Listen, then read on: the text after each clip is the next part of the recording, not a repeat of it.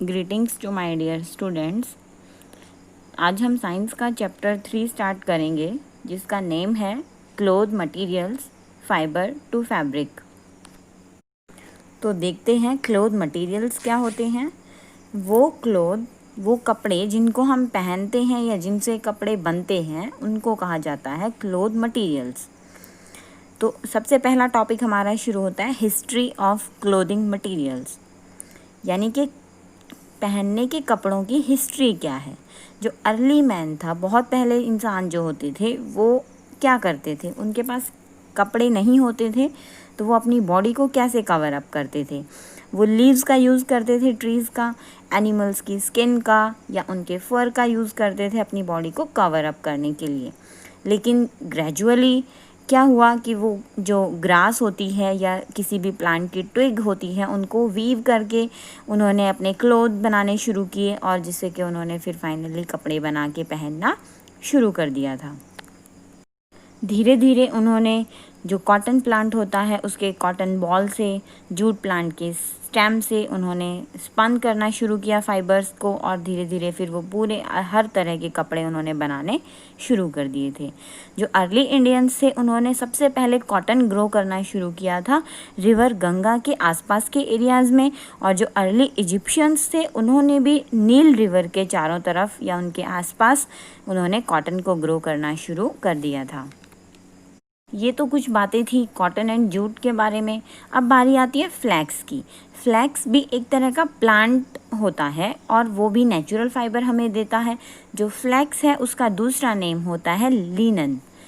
Flex plant से जो हमें फाइबर मिलती है उससे हम जो क्लोथ्स बनाते हैं वो क्लोथ बहुत ही फ्रेश होते हैं, कूल होते हैं, ड्यूरेबल होते हैं, यानी कि ज़्यादा लंबे समय तक चलते हैं और एब्जॉर्बेंट कैपेसिटी बहुत ज़्यादा होती है उनकी और जल्दी सूख जाते हैं।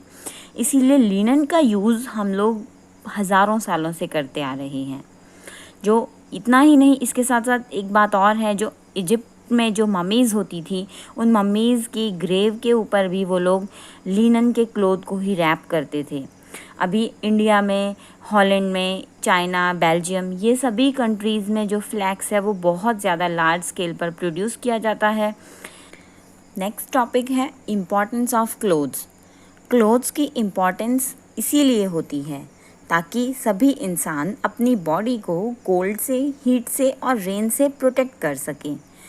अभी डिपेंड करता है चॉइस क्या होती है कि हमें कौन से क्लाइमेटिक कंडीशन में कौन से तरह के कपड़े पहनने हैं, वो डिपेंड करता है क्लाइमेटिक कंडीशन पर। तो अगर क्लाइमेटिक कंडीशन हमारी वार्म है, गर्मी है, तो हम कॉटन क्लोथ्स प्रेफर करते हैं। अगर हमारी क्लाइमेटिक कंडीशन कोल्ड है तो हम वूलन क्लोथ्स प्रेफर करते हैं। जैसे कि गुजरात में लोग कॉटन क्लोथ्स ज़्यादा पहनते हैं, कश्मीर में लोग वूलन क्लोथ्स ज़्यादा पहनते हैं। अभी हम देखते हैं क्लोथ्स जो होते हैं वो बनाने के लिए क्या चीज़ें चाहिए होती है। तो बेसिक रॉ मटेरियल जो क्लोथ के लिए होता है वो होता है फाइबर्स। फाइबर्स क्या होते हैं? फाइबर्स जो होते हैं वो थिन स्ट्रैंड्स होते हैं, बिल्कुल पतले धागे। अभी इन फाइबर्स को जब हम दो या दो से ज़्यादा फाइबर्स को एक साथ रखेंगे, उनको ट्विस्ट करेंगे तो हमें हमारा यार्न मिलता है। अब हम जब दो या दो से ज़्यादा यार्न को एक साथ रखेंगे, उनको अरेंज करेंगे, उनको वीव करेंगे तो हमें फैब्रिक मिलता है, यानी कि हमें क्लोथ मिलता है। तो क्लोथ हमें किन चीज़ों से मिलता है? सबसे पहले फाइबर्स की रिक्वायरमेंट होती है, देन यार्न चाहिए, यार्न बनता है फाइबर से, एंड देन यार्न मिलके हमारा फैब्रिक बनाता है या क्लोथ बनाता है। तो ये हमारा टॉपिक यहाँ पर कंप्लीट होता है। हम नेक्स्ट टॉपिक की तरफ चलते हैं जिसका नेम है टाइप्स ऑफ फाइबर्स। तो फाइबर्स कितने तरह के होते हैं? फाइबर्स जो हैं वो 2 टाइप्स के होते हैं, natural fibres and man made fibre. Natural fibre यहाँ पर आपको चार्ट दिखाया गया है। नेचुरल फाइबर जो है वो प्लांट और एनिमल ओरिजिन के होते हैं, और जो मैन मेड फाइबर्स है वो केमिकल से बनते हैं और उनको फैक्ट्रीज़ में बनाया जाता है। अब यहाँ पर कुछ नेचुरल फाइबर्स के एग्जाम्पल दिए हुए हैं, जैसे कि एनिमल फाइबर से मिलने वाली जो फाइबर है वो वूल होती है, और वूल जो है वो हमें शीप से मिलती है। इसी तरह से दूसरा एनिमल फाइबर होता है सिल्क, जो कि हमें सिल्क वॉर्म से मिलता है। अभी बात करते हैं प्लांट फाइबर्स की। प्लांट फाइबर्स में सबसे पहले बारी आती है कॉटन की। कॉटन हमें कॉटन प्लांट से मिलता है, और जो नेक्स्ट है वो जूट, जूट हमें जूट प्लांट से मिलता है। तो अब हम देखते हैं कुछ मैन मेड फाइबर्स के बारे में। जो मैन मेड फाइबर्स होती हैं उनका दूसरा नेम होता है सिंथेटिक फाइबर्स, और इसके कुछ एग्जाम्पल्स हैं नायलॉन, रेयॉन, एक्रिलिक, पॉलिस्टर। जो मैन मेड फाइबर्स हैं उनके बहुत कुछ स्पेसिफिक फ़ीचर्स होते हैं जिनकी वजह से आजकल हम मोस्टली सभी लोग सिंथेटिक फ़ाइबर्स का ही यूज़ कर रहे हैं, बहुत कम लोग नेचुरल फ़ाइबर्स पहनते हैं। तो इनके कुछ फ़ीचर्स हैं, वन बाय वन हम इन फ़ीचर्स को देखते हैं। सबसे पहले जो मैन मेड फाइबर्स होती हैं वो रिंकल फ्री होती हैं, यानी कि उनमें जो सिलवटें होती हैं वो नहीं पड़ती। नेक्स्ट, वो बहुत स्ट्रॉन्ग होती हैं। तीसरा, ये उसकी थोड़ा सा हम अच्छी बात नहीं बोलेंगे कि ये जल्दी से आग को कैच कर लेती है, फायर को इजीली कैच अप कर लेती है। नेक्स्ट, ये वाटर भी कम एब्जॉर्ब करती है। फिर नेक्स्ट आता है मैन मेड फाइबर्स जो हैं वो जल्दी से सूख जाती हैं। एंड नेक्स्ट वन इज़ कि उनको आयरन करने की भी रिक्वायरमेंट होती है, बट थोड़ी बहुत आयरनिंग से उसको काम चल जाता है।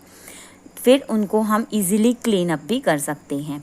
तो ये थे कुछ फीचर्स जो हमें सिंथेटिक फाइबर्स से मिलते हैं। अब बारी आती है, हम यहाँ पर आज डिस्कस करेंगे नेचुरल फाइबर्स के बारे में।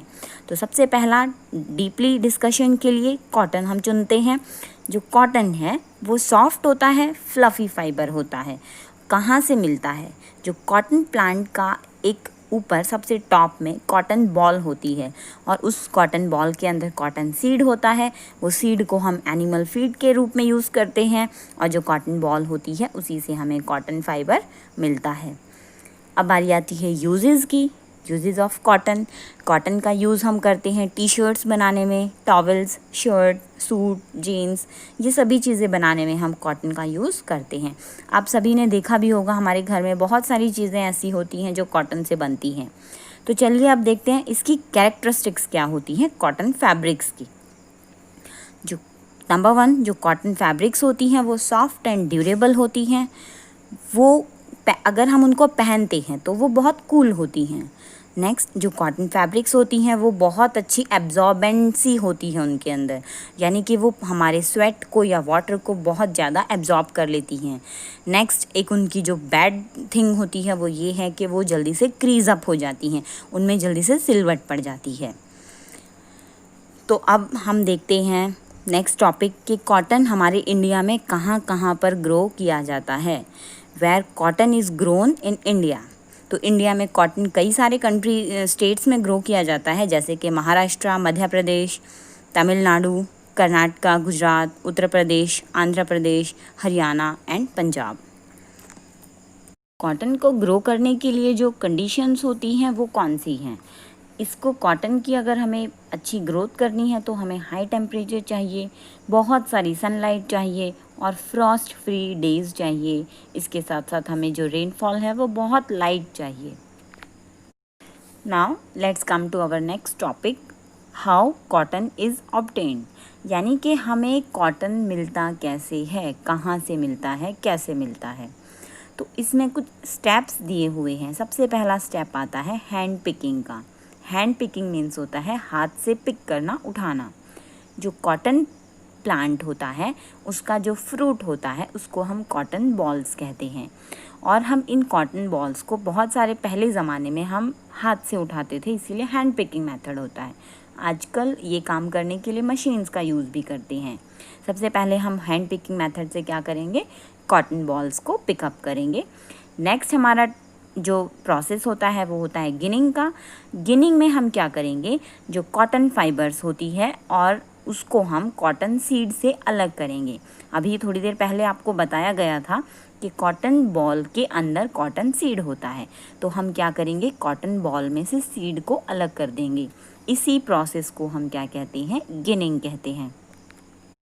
गिनिंग को भी जैसे हैंड पिकिंग को हम पहले हाथ से करते थे, अब मशीन से करते हैं। सेम वे में गिनिंग को पहले हम हाथ से करते थे, और आजकल गिनिंग के लिए बहुत सारी मशीन्स आ गई हैं जिनको हम कॉटन गिन्स कहते हैं। यहाँ पर पिक्चर में आपको कॉटन गिन दिखाया गया है। नेक्स्ट हमारा स्टेप होता है स्पिनिंग। अब जो हमने फाइबर्स लिए हैं कॉटन से उनको हम क्लीन करते हैं मशीन्स की हेल्प से। क्लीन करेंगे तो क्लीन करने में क्या होगा, जो उनमें लीव्स फंसी होती हैं या कुछ थोड़ी बहुत स्टैल्क्स फंस जाती हैं उनको हम अलग कर लेंगे और उसको हम क्या करते हैं, यार्न में कन्वर्ट कर लेते हैं। इसी फाइबर से यार्न बनाने की प्रोसेस को हम कहते हैं स्पिनिंग। यहाँ पर आपको स्पिनिंग करते हुए दिखाया गया है, बहुत सारे थ्रेड्स रैप कर रखे हैं, बड़े बड़े मशीन्स हैं, ये स्पिनिंग मशीन्स होती है। नेक्स्ट स्टेप होता है वीविंग। जो वीविंग होता है, अब हमें यार्न मिल चुका है, अब हम यार्न से लूम्स या मशीन्स की हेल्प से हम क्या करते हैं, उस यार्न से हम फैब्रिक बनाते हैं या हमारा क्लोथ बनाते हैं। अब यहाँ पर आपको लूम भी दिखाया हुआ है, ये हैंडलूम होता है और आजकल जो है वो मशीन्स भी आती हैं वीविंग करने के लिए, इसीलिए हम मशीन की हेल्प से भी वीविंग कर सकते हैं और हम हैंडलूम्स की हेल्प से भी वीविंग कर सकते हैं। तो एक बार फिर से देख लेते हैं। सबसे पहला स्टेप, कॉटन प्लांट से हम क्या करेंगे, कॉटन बॉल्स को लेंगे, कॉटन बॉल से हम कॉटन फाइबर सेपरेट करते हैं, कॉटन फाइबर से अगेन गिनिंग प्रोसेस करेंगे, गिनिंग से देन स्पिनिंग, स्पिनिंग से फिर वीविंग एंड वीविंग से हमारे फैब्रिक्स जो हैं वो रेडी हो जाती हैं। Now let's come to next topic, jute. जो जूट है वो भी एक नेचुरल फाइबर होता है जो हमें जूट प्लांट से मिलता है। जूट प्लांट के कौन से पार्ट से हमें जूट फाइबर मिलेगा, जूट प्लांट के स्टेम पार्ट से हमें जूट फाइबर मिलता है। जो जूट होता है उसका यूज़ हम करते हैं रोप्स, मैट्स या पैकिंग मटेरियल्स बनाने में, गनी बैग्स में, कारपेट में, जूट बैग्स वगैरह में। तो जो जूट है वो सबसे चीपेस्ट नेचुरल फाइबर होता है, इसीलिए इसको हम गोल्डन फाइबर भी कहते हैं। यहाँ पर आपको कुछ प्रोडक्ट्स दिखाए गए हैं जो हमें जूट से मिलते हैं, जैसे कि जूट सैक है, jute bag, jute mat and door mat. अब देखते हैं जूट कहाँ कहाँ ग्रो होता है इंडिया में। Where jute is grown in India. जो जूट है वो मेनली ग्रो किया जाता है मेघालय में, बिहार, आसाम, वेस्ट बंगाल एंड ओडिशा में। अब जूट को कैसे ऑब्टेन करेंगे ये देखते हैं। जो जूट प्लांट होता है वो उसको मैच्योर नहीं होने देते। जब उसमें फ्लावर आने शुरू हो जाते हैं, यानी कि फ्लावरिंग स्टेज जब आ जाती है जूट प्लांट की, तो हम उसको स्टेम से कट कर लेते हैं और उसकी स्टेम को हम वाटर में डिप करके रख देते हैं कुछ डेज़ के लिए। जब कुछ दिन के बाद हम जूट प्लांट की स्टेम को पानी से बाहर निकालते हैं तो वो स्टेम पूरी रॉटन होती है, गल जाती है, और तब उसमें से जो उसकी स्किन है वहाँ से वो हम धीरे धीरे लेयर बाय लेयर उसमें से फाइबर्स को सेपरेट करते हैं। फिर उन फाइबर से हम क्या करते हैं, फाइबर से यार्न बनाएंगे, यार्न से स्पिनिंग करके या हम उसका वीविंग करेंगे, वीविंग से देन हमारा जो फैब्रिक हमें चाहिए वो हमारा रेडी हो जाता है। अभी जैसे हमने कॉटन प्लांट के लिए देखा था कि क्लाइमेटिक कंडीशन कैसी चाहिए, यहाँ पर बात करते हैं जूट के लिए। तो जूट के लिए हमें warm and humid climatic condition की ज़रूरत होती है। जो जूट है वो वेल ड्रेन और फर्टाइल सॉइल में बहुत अच्छे क्वालिटी का जूट जो है वो हमें इस सॉइल से मिल सकता है, और इसके लिए अगर टेम्परेचर हाई है तो वो और भी ज़्यादा उसकी ग्रोथ को एनहेंस करता है। अब देखते हैं नेक्स्ट टॉपिक हमारा सिल्क। सिल्क जो है वो नेचुरल फाइबर है जो कि हमें किससे मिलेगा, एनिमल से। सिल्क हमें मिलता है सिल्क वॉर्म के कोकून से। जो सिल्क वॉर्म होता है उसको अगर हम रियरिंग करते हैं, पालते हैं सिल्क वॉर्म को सिल्क ऑब्टेन करने के लिए, तो उस प्रोसेस को हम कहते हैं सेरीकल्चर। जो सिल्क होता है उसकी जो क्वालिटी होती है वो क्या है, ये बहुत अच्छा एब्जॉर्बेंट होता है हीट का। ये हीट को एब्जॉर्ब करता है और हमारी बॉडी को कूल भी रखता है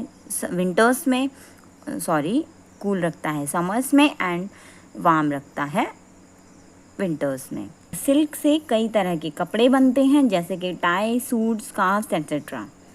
सेम वे चलते हैं वूल की तरफ। वूल भी एक नेचुरल फाइबर होता है जो कि एनिमल से मिलता है। कौन से एनिमल हमें वूल देते हैं, शीप, गोट, रैबिट, यॉक एट्सेट्रा एट्सेट्रा। उसके बाद जो वूल है उसकी एक प्रॉपर्टी होती है कि वूल बहुत अच्छा हीट एब्जॉर्बेंट होता है, और वूल से हम अलग अलग तरह के क्लोथ्स बनाते हैं, जैसे कि sweater, muffler, shawls, scarfs, gloves, caps, ये सभी हम वूल से बनाते हैं। और जो वूल है वो हमारी प्रोटेक्शन देती है हमें, हमारी बॉडी को, ताकि हमें हमारी बॉडी को ठंड ना लग सके। तो डियर स्टूडेंट्स, ये हमारा चैप्टर यहाँ पर कंप्लीट होता है। आप सभी का बहुत बहुत शुक्रिया ध्यान से सुनने के लिए। Thank you.